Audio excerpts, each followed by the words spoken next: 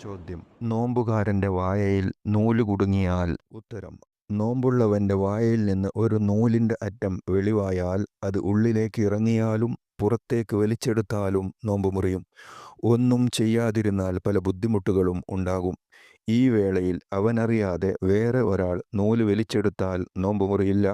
ചോദ്യം: വിക്സിന്റെ വാസന മൂക്കിൽ കയറ്റിയാൽ നോമ്പ് മുറിയുമോ? ഉത്തരം: വാസന മാത്രം കയറ്റുന്നതുകൊണ്ടോ അതിൻ്റെ ആവി കൊള്ളൽ കൊണ്ടോ നോമ്പ് മുറിയില്ല. അവ തടിയുള്ള വസ്തുവല്ലല്ലോ.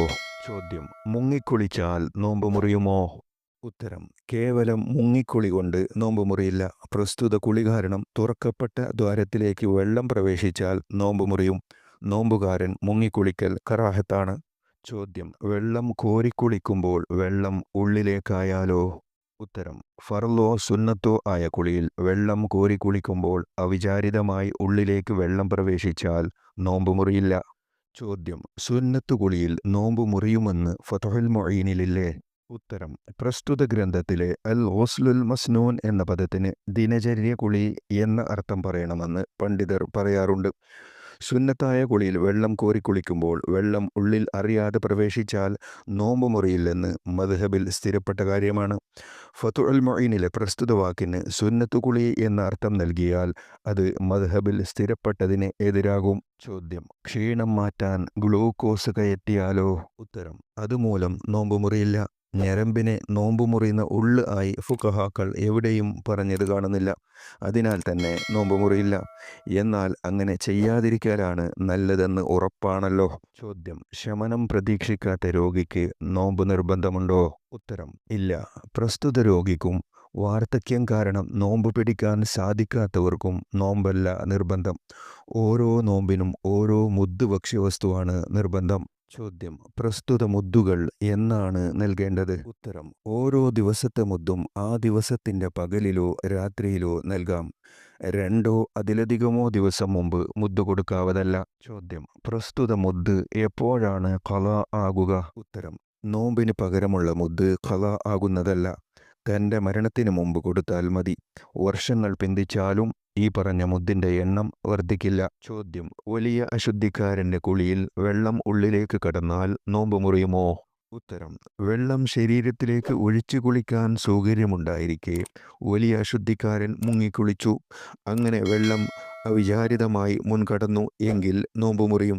കാരണം വലിയ അശുദ്ധിക്കാരൻ്റെ മുങ്ങിക്കുളി ശറഇൽ തേട്ടമില്ലാത്തതാണ്. വെള്ളം കോരിക്കുളിക്കലാണ് അവനോടുള്ള നിർദ്ദേശം. വലിയ അശുദ്ധിക്കാരൻ വെള്ളം കോരിക്കുളിക്കുമ്പോൾ വെള്ളം ഉള്ളിലേക്ക് കടന്നാൽ നോമ്പ് മുറിയില്ല. ചോദ്യം: ശൗച്യം ചെയ്യുമ്പോൾ നോമ്പ് മുറിയുന്ന രൂപമുണ്ടോ?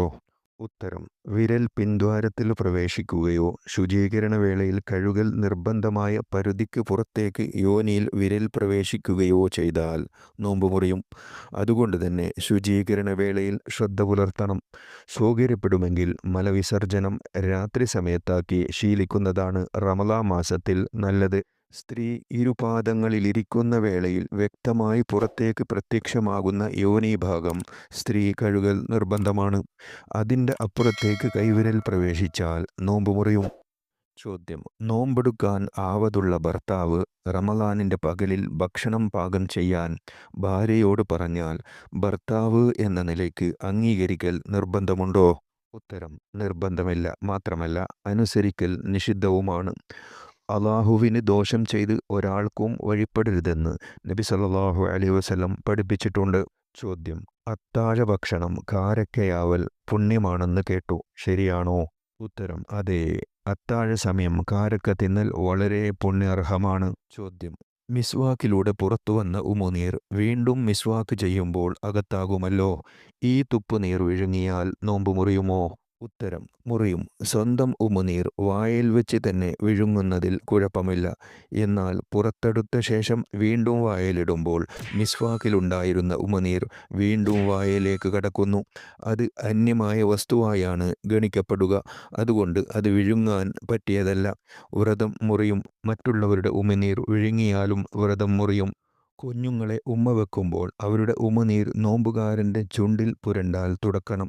നജസായ ഉമിനീർ വിഴുങ്ങിയാൽ നോമ്പ് മുറിയും. എന്നാൽ മോണയിൽ രക്തം പൊടിയുകയും സൂക്ഷിക്കാൻ കഴിയാത്ത വിധം അത് തുടരുകയും ചെയ്താൽ ആ ഉമിനീർ വിഴുങ്ങാവുന്നതാണ്. ചോദ്യം: അമിതാർത്തവകാരിക്ക് നോമ്പനുഷ്ഠിക്കാമോ? പഞ്ഞി വെച്ച് കെട്ടുന്നതുകൊണ്ട് നോമ്പ് മുറിയുമോ? ഉത്തരം: ആർത്തവകാല പരിധിക്കപ്പുറം രക്തം പോകുന്നവർക്ക് നോമ്പൊഴിവാക്കാൻ പറ്റില്ല. അവർ വ്രതം അനുഷ്ഠിക്കണം. ഓരോ വക്ത് നിസ്കാരത്തിനും യോനിയിൽ പഞ്ഞി പോലുള്ളവ നിറക്കുകയും ഭദ്രമായി മൂടിക്കെട്ടുകയും വേണം.